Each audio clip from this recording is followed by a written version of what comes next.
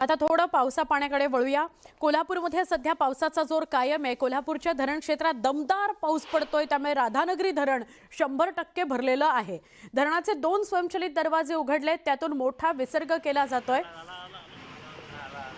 राजर्षी शाहू महाराजांनी या धरणाची उभारणी केली होती। कोल्हापूरसाठी हे धरण वरदान ठरलेलं आहे। निसर्गाच्या कुशीमध्ये वसलेल्या या धरणाचं ड्रोनद्वारे घेतलेलं विहंगम दृश्य।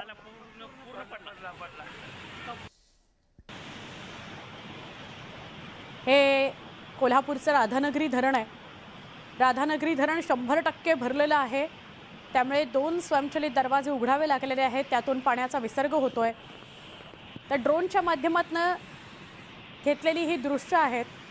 अप्रतिम असा हिरवाईनं नटलेला परिसर दिसतोय, त्यात भरलेलं राधानगरी धरण। हे राधानगरी धरण कोल्हापूरकरता फार महत्त्वाचं आहे। कोल्हापूरच्या पिण्याच्या पाण्याचा प्रश्न या राधानगरी धरणावर अवलंबून असतो।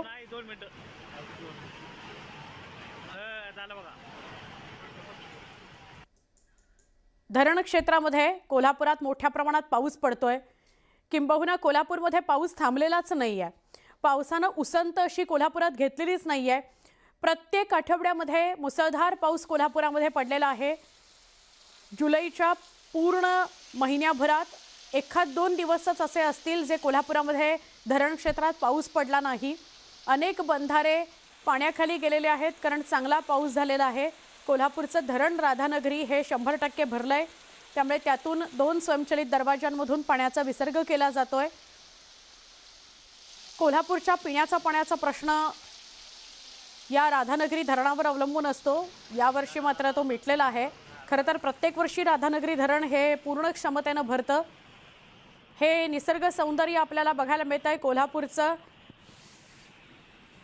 कोल्हापुरामध्ये राधानगरी धरण आणि त्याच्या आजूबाजूचा परिसर कसा हिरवाईनं नटलेला आहे, त्याची ही दृश्य आपल्याला ड्रोनच्या माध्यमातून घेतलेली दिसून येत आहेत। तर जळगाव जिल्ह्यातल्या चाळीसगाव तालुक्यामध्ये अतिवृष्टी झाली, त्यामुळे भराडी नदीला पूर आला। तब्बल 50 वर्षांनंतर पूर आलेला आहे। या पुराचं पाणी भवाळी गावामध्ये शिरलं। 58 कुटुंबांचं तातडीनं स्थलांतर करावं लागलं। पुरामुळे अनेक घरांचं नुकसान झालेलं आहे। गुरांकरता साठवून ठेवलेल्या चाऱ्याचं सुद्धा मोठं नुकसान झालेलं आहे। 50 वर्षांनंतर या नदीला पूर आलाय आणि या नदीच्या पुराचं पाणी त्यामुळे भवाळी गावामध्ये शिरलेलं आहे। नुकसानग्रस्तांना तातडीनं आर्थिक मदत करा अशी मागणी ग्रामस्थ करत आहेत।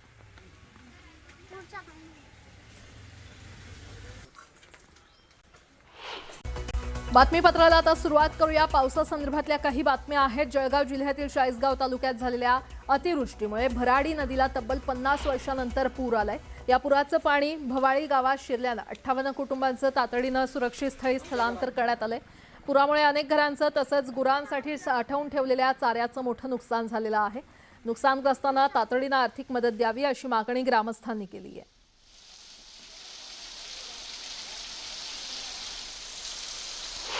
तिकडे जळगाव जिल्ह्यातील चाळीसगावच्या बहाळ परिसरात झालेल्या अतिवृष्टीमुळे नारळी नदीला पूर आलाय, त्यामुळे शेतकऱ्यांचं मोठं नुकसान झालेलं आहे। पुराच्या प्रवाहात गुरांसाठी साठवून ठेवलेली मक्याच्या चाऱ्याची कुट्टी आणि त्यावरील शेड वाहून गेल्याचा व्हिडिओ समोर आलाय। पुरामुळे पिकांसह गुरांच्या चाऱ्याचंही मोठं नुकसान झाल्यानं पंचनामे करून नुकसानग्रस्त शेतकऱ्यांना आर्थिक मदत द्यावी अशी मागणी जोर धरू लागली आहे।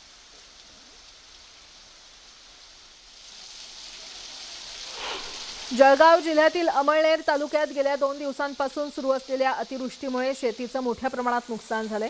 कापूस, सोयाबीन, मका आणि भाजीपाला पिकं पाण्याखाली गेल्यानं शेतकऱ्यांसमोर आर्थिक संकट उभं ठाकलंय। अनेक ठिकाणी शेतातील बांध फुटून शेती खरवडून गेली आहे। मात्र अद्याप महसूल आणि कृषी विभागाकडून पंचनामे सुरू न झाल्याची खंत शेतकऱ्यांनी व्यक्त केली असून तातडीनं पंचनामे करून आर्थिक मदत जाहीर करण्याची मागणी करण्यात आली आहे। पूर्ण तालुक्यामध्ये अतिवृष्टीसारखा पाऊस पडलेला आहे।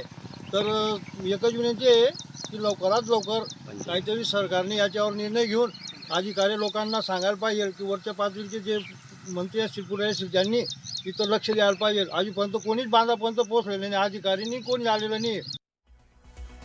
पुणे जिल्ह्यातील भोर तालुक्यातल्या ब्रिटिशकालीन भाटघर धरण हे 100% भरलेलं आहे। धरण पूर्ण क्षमतेनं भरताच धरणाचे स्वयंचलित दरवाजे उघडण्यास सुरुवात करण्यात आली असून सध्या नीरा नदीपात्रात 3000 क्युसेकनं पाण्याचा विसर्ग सुरू आहे आणि त्यामुळे नदीकाठच्या गावांना सतर्कतेचा इशारा देण्यात आलेला आहे। जुलै महिन्याच्या अखेरीस झालेल्या समाधानकारक पावसामुळे राज्यात सरासरीपेक्षा 6% अधिक पावसाची नोंद झालेली आहे।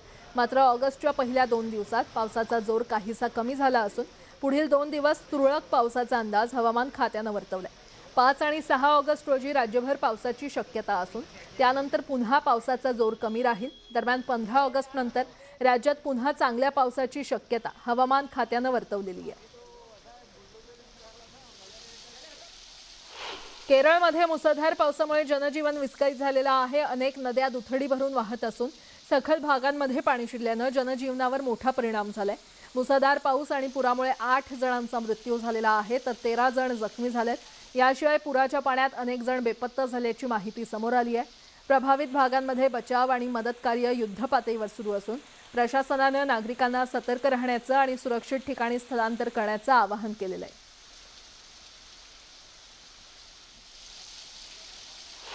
केरळमध्ये सुरू असलेल्या मुसळधार पावसामुळे अनेक भागात भूस्खलनाच्या घटना घडत आहेत। इडुक्की जिल्ह्यामध्ये भूस्खलनाचा धोका वाढल्यानं अनेक भागातील नागरिकांना सुरक्षित स्थळी हलवण्यात आलेलं आहे। पूरग्रस्तांच्या निवाऱ्यासाठी सरकारी शाळांमध्ये तात्पुरती मदत शिबिरं उभारण्यात आली असून प्रशासनाकडून बचाव आणि मदत कार्य युद्धपातळीवर सुरू आहे।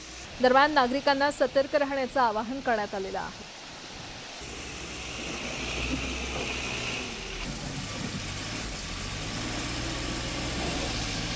कर्नाटकातील कोडागू जिल्ह्यात सुरू असलेल्या मुसळधार पावसामुळे कावेरी नदी दुथडी भरून वाहू लागलेली आहे तर नदीच्या पाणी पातळीमध्ये मोठी वाढ झाल्यानं सखल भागात पूरसदृश्य परिस्थिती निर्माण झाली आहे। सततच्या पावसामुळे अनेक रस्त्यांवर पाणी साचल्यानं वाहतुकीवर परिणाम झाला असून नागरिकांना मोठ्या अडचणींचा सामना करावा लागतोय।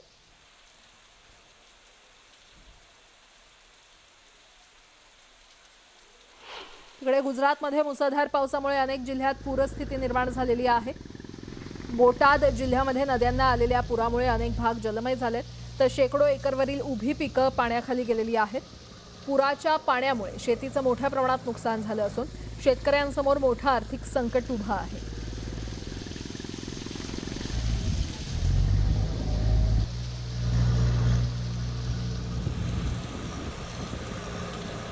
ही गुजरातमधली दृश्य आपण पाहतोय। गुजरातमध्ये पुराचा कहर पाहायला मिळतोय।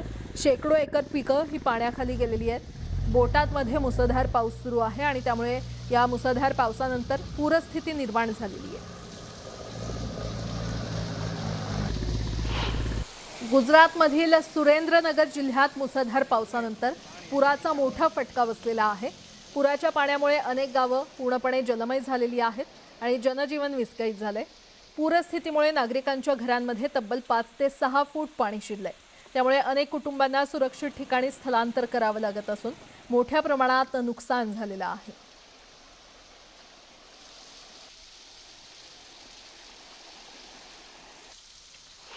एकीकडे गुजरातमधील अनेक जिल्हे पुराच्या पाण्याखाली गेलेले आहेत तर दुसरीकडे काही तरुण या पूरस्थितीमध्ये जीव धोक्यात घालून स्टंटबाजी करतायत। गुजरातच्या नवसारीत काही तरुण पुराच्या पाण्यात धोकादायक स्टंट करताना दिसतायत। तरुणांच्या या स्टंटचा व्हिडिओ सध्या व्हायरल झालाय। हा व्हिडिओ सोशल मीडियावर व्हायरल झाल्यानंतर पोलिसांनी या प्रकाराची गंभीर दखल घेतली असून संबंधितांविरोधात कारवाईचा इशारा देण्यात आलेला आहे।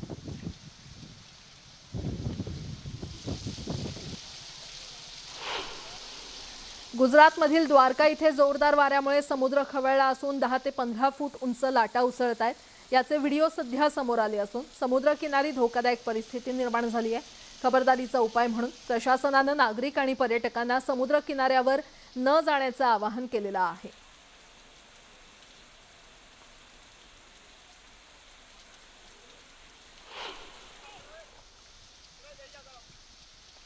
गुजरातच्या सुरतमध्ये किम नदीला आलेल्या पुरामुळे अनेक भागांमध्ये पूरसदृश्य परिस्थिती निर्माण झालेली आहे। नदीच्या पाण्यानं अनेक रस्ते पाण्याखाली गेले असून सखल भाग पूर्णपणे जलमय झाले आणि त्यामुळे शहरातील अनेक परिसरांमध्ये जनजीवन विस्कळीत झालेलं आहे।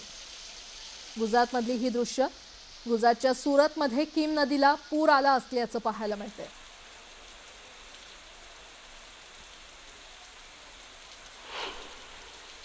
गुजरातमधील जगप्रसिद्ध पर्यटन स्थळ असलेल्या कच्छच्या पांढऱ्या रणचं चित्र पूर्णपणे बदललेलं आहे। मुसळधार पावसानंतर कच्छमधल्या पांढऱ्या रणात सर्वत्र पाणीच पाणी साचलेलं आहे. या परिसराचं रूपांतर बेटात झालंय. या दृश्यांवरून अतिवृष्टीची तीव्रता अधोरेखित होतीये.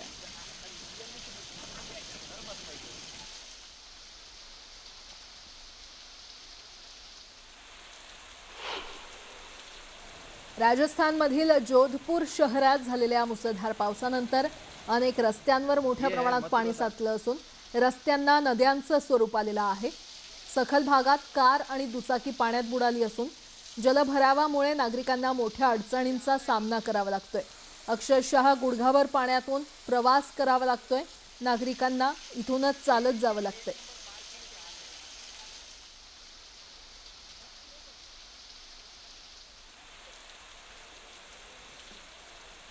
अनेक रस्त्यांचं हे नद्यांमध्ये रूपांतर झालं असल्याचं पाहायला मिळतंय. राजस्थानातली ही दृश्य राजस्थानच्या जोधपूरमध्ये मुसळधार पाऊस झालाय.